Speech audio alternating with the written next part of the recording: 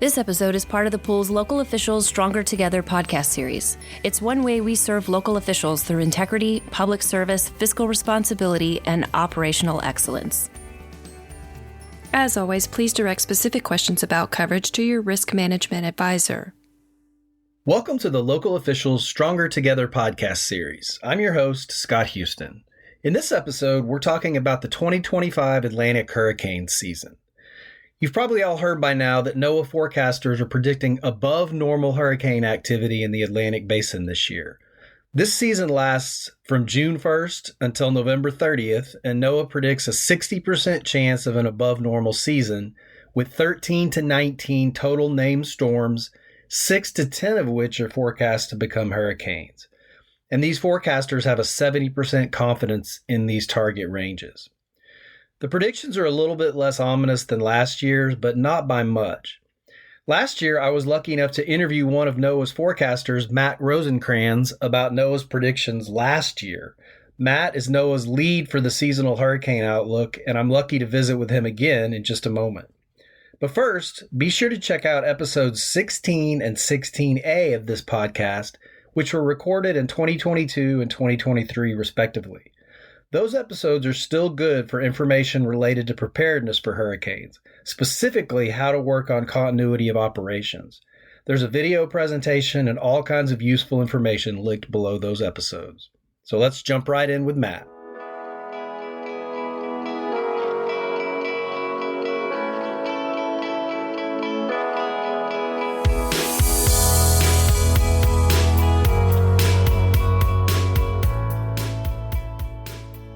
Okay, I'm now joined by Matthew Rosencrans. Matt, tell us what your title is at NOAA and what you do there. Yeah, I am the NOAA's lead for the seasonal hurricane outlook, which means I coordinate the team that makes the seasonal hurricane outlook across multiple different parts of NOAA. So how long have you been at NOAA, Matt? I've been at NOAA since 2007. I started off in the office in Miami, and now I'm just on the office outside of D.C. Well, that's awesome. We're really lucky to have your expertise and the expertise of everybody at NOAA to help us stay safe during hurricane season. I know you've been really, really busy over the last weeks. NOAA released its Atlantic hurricane season forecast a few days ago. Tell us a little bit, what's the top level view for this year? Yeah, so we're expecting 13 to 19 named storms, which are subtropical and tropical storms. And then any one of those 13 to 19, 6 to 10 of those could become hurricanes. So that kind of top line takeaway is that we're expecting a busy season, but not as busy as either last year or 2021 or 2020. Yeah, that's the follow-up that I wanted to ask you in relationship to the averages, I suppose. What's the average been on a longer term? Is this similar to what it's been on the last, say, 10 years or so? So the last 10 years, this would be average for those last 10 years. By kind of decree, we have our averages are 30 years in length, and those averages are 14 named storms and 7 hurricanes.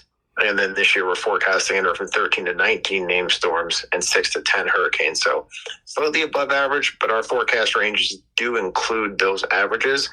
So that's kind of where we have, in the outlook, even a 30% chance of a near normal. So there's still a decent amount of chance we could have just, a normal season, but most likely a couple more storms than that.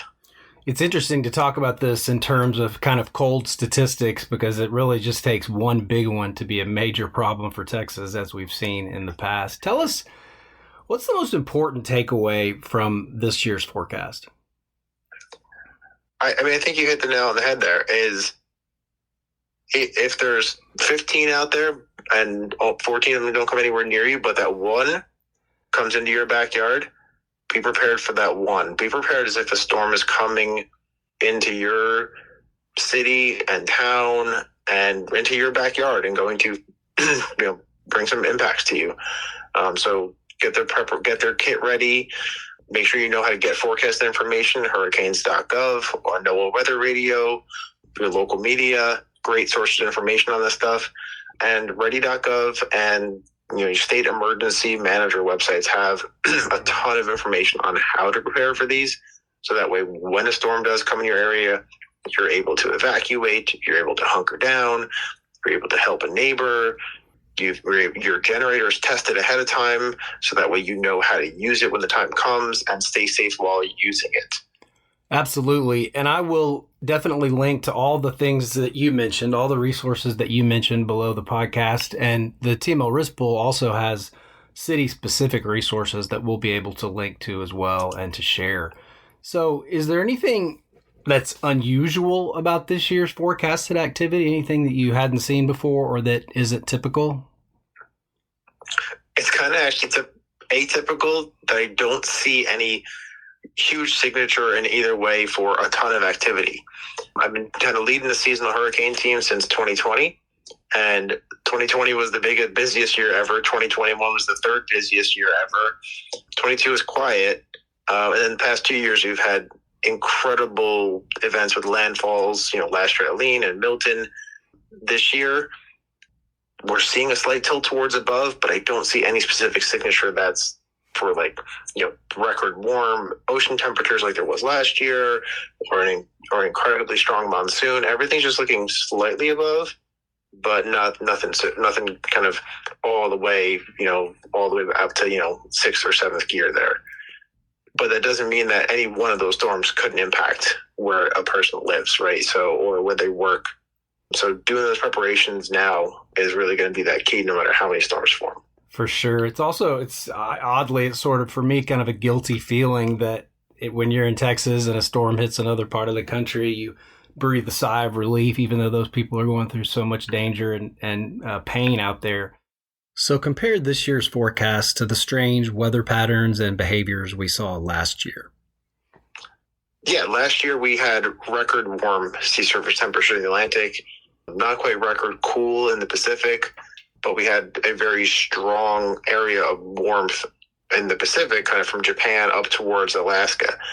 And between those two patterns being at record strength where they are, you're going to get very, record kind of downstream impacts from those.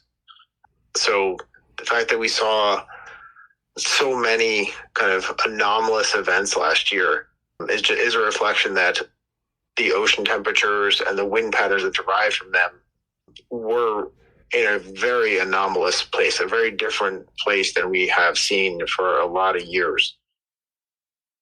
Is there anything else that you think city officials in Texas should know about the upcoming hurricane season? Yeah, so there are new things that the National Hurricane Center is providing. There will be new products for each individual storm that comes. We've got a different kind of cone for each forecast that will include the watches and warnings along the track of the cone, like even inland, well inland. So that's a new kind of set of graphics that'll be coming out from the Hurricane Center. So that'll allow kind of better communication with their constituents. We are also issuing rip current risk maps that are associated with each storm, because we're noticing that along the coast, people are understanding that flooding can, just the initial surge of water can be deadly and damaging. But there are a lot of people that also go to the beach and kind of check out these storms as they kind of roll on shore. And they're being kind of dragged back out to sea and hurt by rip currents. And the thing is, those rip currents can be 600 or 700 miles away from where the storm is making landfall. You can get rip currents on the eastern shore of Florida, even though Helene made landfall on the western shore of Florida, just because the winds are so strong. Wow. So we're issuing rip current forecasts as well, associated with each storm. The other thing that's being done is the issuance for products from potential tropical cyclones. So if there is a tropical cyclone out there now, National Hurricane Center can issue a forecast with the cone uncertainty, and kind of the full machinery gets into motion.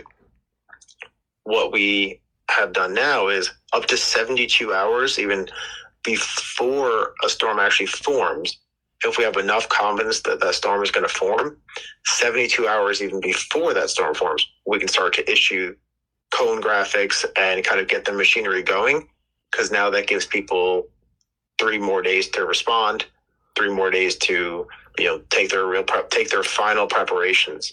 Whereas last year we did it out to 48 hours ahead of time.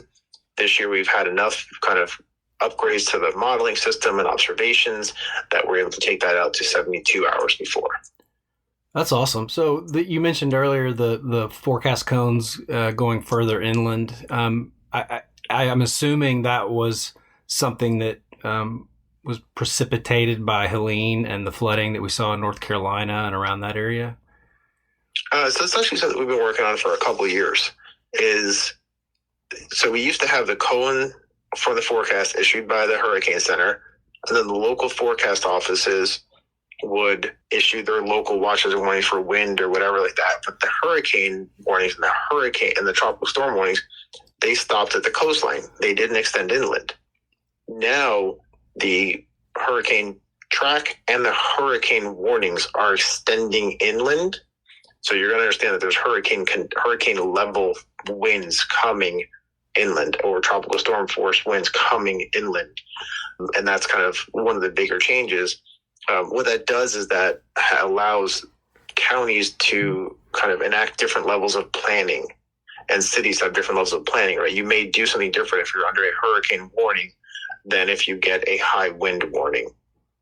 And so it allows you, the local municipalities to kind of, and local people to take different actions as they need based on those kind of different criteria that are set.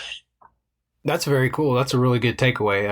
When those hurricanes hit Texas, they go way inland and cause a lot of flooding and stuff further out. Yeah, and that's something we're even noticing more. We're noticing a trend towards inland rainfall from these events.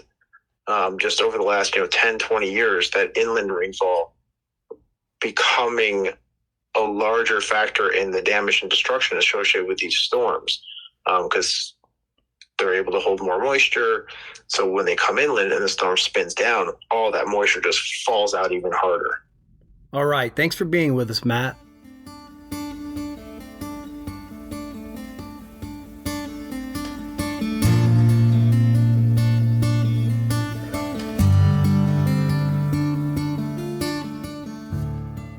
Let's do your action items for this episode. Action item number 1. We're already into this year's hurricane season, but there's still time to prepare.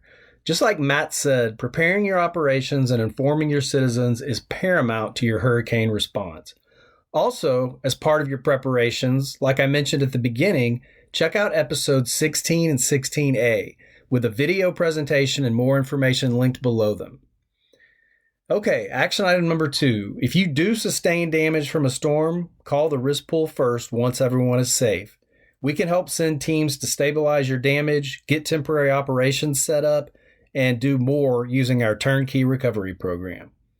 Okay, that's it. Thanks again to Matt for joining me today, and thank you for listening. It's time to get prepared for hurricanes, so let's roll. To review written materials associated with the presentation or to ask Scott a question, please visit www.tmlirp.org